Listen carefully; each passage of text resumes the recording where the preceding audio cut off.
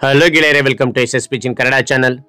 ಈ ಒಂದು ವಿಡಿಯೋದಲ್ಲಿ ಮಡಿವಾಳ ಮಾಚಿದೇವ ಜಯಂತಿಯ ಸುಂದರ ಕನ್ನಡ ಭಾಷಣ ನೋಡ್ತಾ ಇದೀವಿ. ಹರಿ ಒಂದು ಭಾಷಣ ಅಂತಕ್ಕಂಥ ಇಷ್ಟ ಆಯ್ತಾ? ಇಷ್ಟವಾದ್ರೆ ಒಂದು ಲೈಕ್ ಅನೇಕ ವಿಡಿಯೋ ಪ್ರೋತ್ಸಾಹ ತುಂಬ ಸಿಗುತ್ತೆ. ಇನ್ನೊಬ್ರು ಶೇರ್ ಮಾಡಿ, ಇನ್ನೊಬ್ರು ಚಲ ಸಾಧ್ಯ ಇಂಥ ಅನೇಕ ವಿಡಿಯೋ ಚಾನಲ್ ಸಬ್ಸ್ಕ್ರೈಬ್ ಆಗಿ. ಹಾಗೆ ನಿಮಗೆ ಯಾವ ರೀತಿಯ ಪ್ರಬಂಧ, ಯಾವ ರೀತಿಯ ಭಾಷಣ ಬೇಕಂತೇಳಿ ಕಾನ್ಸ್ಟ್ಲಿ ಕಾಮೆಂಟ್ ಮಾಡಿ. ಆ ರೀತಿಯ ಪ್ರಬಂಧ ಮತ್ತು ಭಾಷಣ ತೆಗೆಲ್ಲ ಪ್ರಯತ್ನ ಪಡ್ತೇನೆ. ಹಾಗೆ ಒಂದು ಭಾಷಣ ನೋಡ್ತಾ ಕೇಳ್ತಾ ಹೋಗೋಣ ಬನ್ನಿ. ಈ ಸುಂದರ ಪ್ರಾಂಗಣದಲ್ಲಿ ಆಸೀನರಾಗಿರುವ ಮುಖ್ಯ ಅತಿಥಿಗಳೇ, ಇಲ್ಲಿರುವ ಎಲ್ಲ ಶರಣು ಶರಣೀಯರಿಗೆ ಶುಭೋದಯ. ಇಂದು ಮಡಿವಾಳ ಮಾಚಿದೇವರ ಜಯಂತಿ. ಈ ಸಂದರ್ಭದಲ್ಲಿ ಅವರ ಕೆಲವೊಂದು ಪವಾಡಗಳ ಕುರಿತು ನಿಮ್ಮೊಂದಿಗೆ ಚರ್ಚಿಸಲು ಬಯಸುತ್ತೇನೆ. ಮಡಿವಾಳ ಮಾಚಿದೇವರು ವೀರನಿಷ್ಠೆಯುಳ್ಳ ಶರಣರಾಗಿದ್ದರು. ಅವರು ಬಿಜಾಪುರ ಜಿಲ್ಲೆಯ ದೇವರ ಹಿಪ್ಪರಿಗೆಯಲ್ಲಿ ಜನಿಸಿದರು.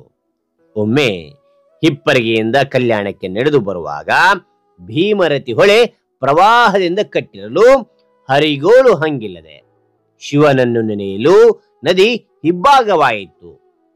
ಆ ಮಾರ್ಗ ಮಧ್ಯದಿಂದ ಮಾಚಿ ತಂದೆ ನಡೆದುಕೊಂಡು ಬರುತ್ತಾರೆ ಎಂಬುದು ಗ್ರಂಥಗಳಲ್ಲಿ ನಾವು ಕಂಡು ಬರುತ್ತೇವೆ. ಇನ್ನೊಂದು ಪವಾಡ ನೋಡುವುದಾದರೆ, ಬಿಜ್ಜಳ ರಾಜ ತನ್ನ ಬಟ್ಟೆಯನ್ನು ಮಡಿ ಮಾಡಿಸಿಕೊಡಲು ಬಸವಣ್ಣನಿಗೆ ದುಂಬಾಲು ಬಿದ್ದ. ಮಡಿವಾಳಯ್ಯ ಪರಮ ಭಕ್ತ. ಅವನನ್ನು ಅಗಸನೆಂದು ಭಾವಿಸದಿರಲು ಬಸವಣ್ಣ ತಿಳಿ ಹೇಳಿದ. ಅದನ್ನು ಲೆಕ್ಕಿಸದೆ ಮಾಸಿದ ಬಟ್ಟೆಗಳ ಗಂಟನ್ನು ಮಡಿ ಮಾಡಲು ಕಳಿಸಿದ. ಭವಿ ಬಿಜ್ಜಳನ ಮೈಲಿಗೆ ಬಟ್ಟೆಯ ಗಂಟನ್ನು ಕಂಡ ಮಡಿವಾಳಯ್ಯ ಕೋಪಗೊಂಡು ಸಿಟ್ಟಿನಿಂದ ನೋಡಲು ಆ ಕ್ಷಣದಲ್ಲಿ ಗಂಟು ಉರಿದು ಹೋಯಿತು.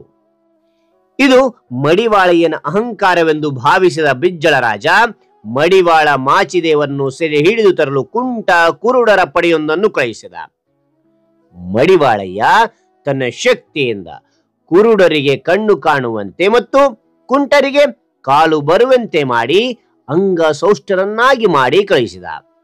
ಇದರಿಂದ ಉರಿದದ್ದು ಬಿಜ್ಜಳ ಮದೋನ್ಮುತ ಆನೆಯೊಂದನ್ನು ಮಾಚಿಯನ ಮೇಲೆ ಹರಿಹಾಯಲು ಬಿಟ್ಟ. ಸೈನಿಕರ ತುಕಡಿಯೊಂದನ್ನು ಕಳುಹಿಸಿದ. ಆನೆ ಹಾಗೂ ಅವರನ್ನೆಲ್ಲ ಸೆದೆ ಬಡಿದು ಜಯಶಾಲಿಯಾದ.